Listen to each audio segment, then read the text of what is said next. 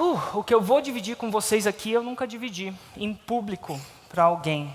A minha intenção é se eu tivesse que passar uma coisa para o meu filho estivesse na plateia, e essa fosse a minha última palestra, o que eu passaria? O que ia fazer diferença?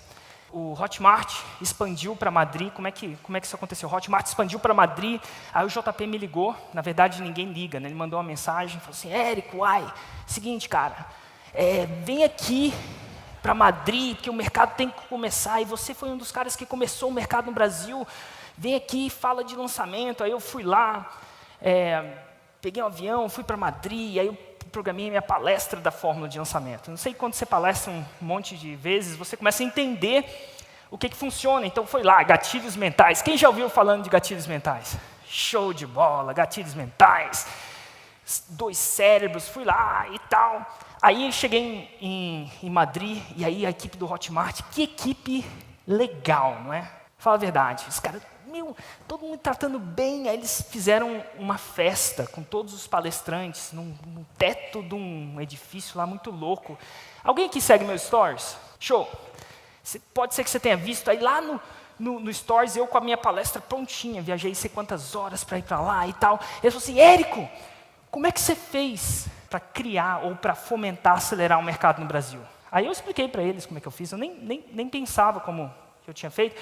Aí, depois da 7ª pessoa que me perguntou a mesma coisa, eu descobri que eles não queriam saber nada sobre a fórmula em si. Eles queriam mais saber como eu fiz aquele negócio crescer tanto assim. E naquele momento eu fui para o quarto de hotel e refiz a palestra inteira. Comecei a pensar no que foi de diferente. Quantas coisas foram lançadas? E por que a fórmula gerou tanto resultado? E aí, o princípio básico, e a gente vai falar aqui de premissa básica, que eu tinha desde o começo, antes de lançar a fórmula. Isso é básico, tá? E eu acho que isso me botou estrategicamente numa posição de vantagem. E eu acredito que vocês podem usar para o negócio de vocês, é que eu entendi o seguinte, quanto mais resultado extraordinários seus clientes têm, mais crescimento seu negócio vai ter. Parece jargão, mas desse jargão virou uma prioridade para mim. Eu queria arquitetar o começo de um mercado no Brasil. Ninguém que eu conheço fazia 6 dígitos em 7 dias. Só para eu ter uma noção aqui, quantos de vocês aqui já fizeram pelo menos 6 dígitos em 7 dias? Para quem não sabe, são mais de R$100 mil em faturamentos em 7 dias consecutivos. Isso não existia. Eu queria que as pessoas tivessem muito resultado. Agora, o que vocês vão entender, ou o que eu entendia, é que ter um produto bom não necessariamente faz com que o seu cliente tenha resultado. Porque as pessoas pensam que o fator que separa elas do resultado, em sua grande maioria, é o quê? É o produto, é o método. Mas não é só o produto e o método. Tem mais uma coisinha que faz esse resultado acontecer. O que vocês acham que é essa coisinha? É a própria pessoa. Como assim, Érico?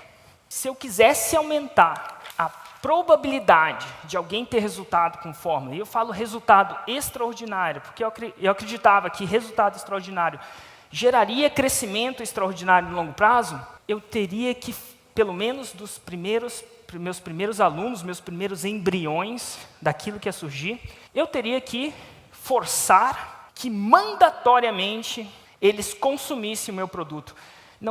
Quem aqui já fez um produto digital cujos clientes não chegaram ao fim dele?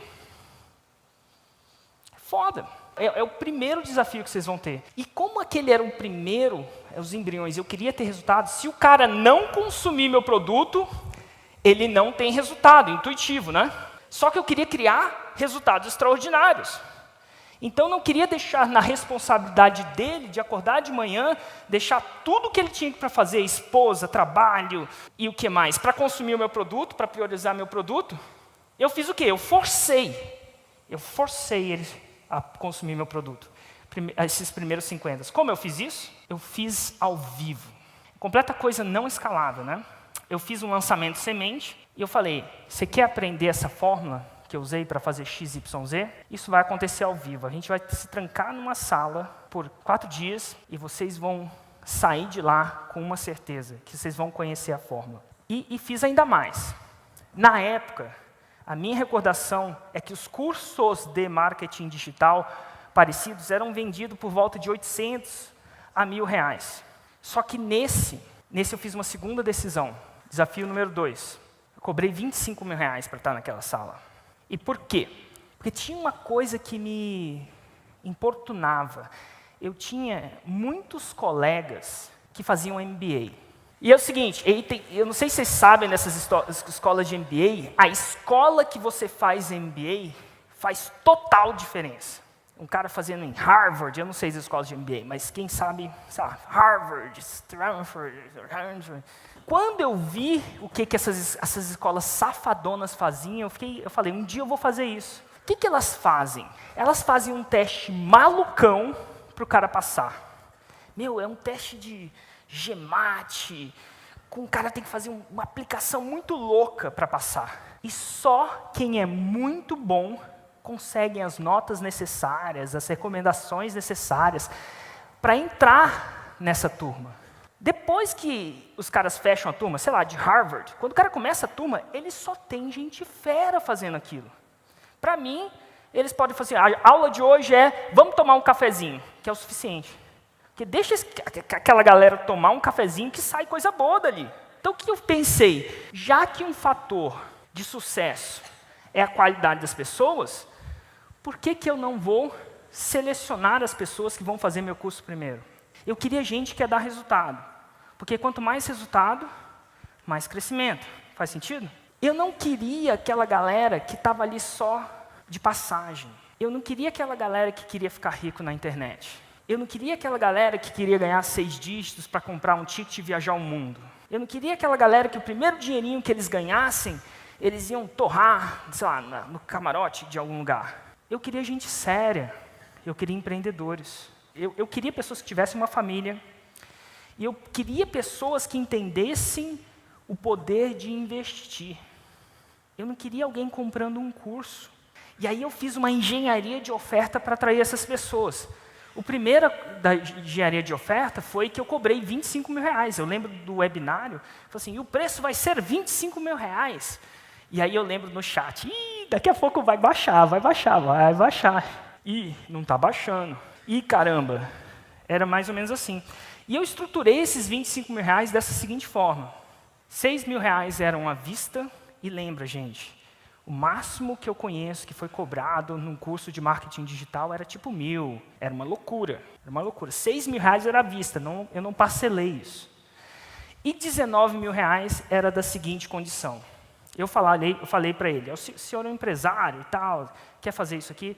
É o seguinte, quando você faturar globalmente, isso é, do começo agora, mais de R$500.000 com o que você aprender na fórmula, eu quero os meus R$19.000. De verdade, não tem truque. Aí o cara, mas como é que eu vou saber? Eu falei, cara, você vai saber. Eu não vou te cobrar, mas eu quero. As pessoas que entravam aqui tinham que se aplicar. Elas aplicavam, pegavam no telefone com elas. 2 coisas que eu queria saber no telefone. Será que era uma pessoa séria, que valia a pena? Ou se eram... E eu falava, olha, é o seguinte, isso aqui não é brincadeira. Eu estou conversando com você porque eu quero ouvir da sua boca que você concorda. Quando você fizer R$500.000, com isso que você aprender, eu quero minha segunda parte. Tá bom? E eu lembro que a razão era, pelo amor de Deus, Érico, eu só entrei por causa disso. Porque você vai ganhar mais dinheiro se eu fizer o resultado. Com isso, eu tive em um webinário os meus primeiros 50 pessoas, 50 embriões. Na verdade, foram 53, se não me engano. Então, o primeiro passo, eu forcei caras muito bons no meu mercado a consumirem meu produto, fazendo um evento ao vivo. Eu não forcei eles a entrarem na sala, mas eu cobrei um preço muito caro, e eu falei com eles. A segunda coisa foi que eu selecionei eles. Selecionei aquela amostragem. Naquela sala só tinha gente foda.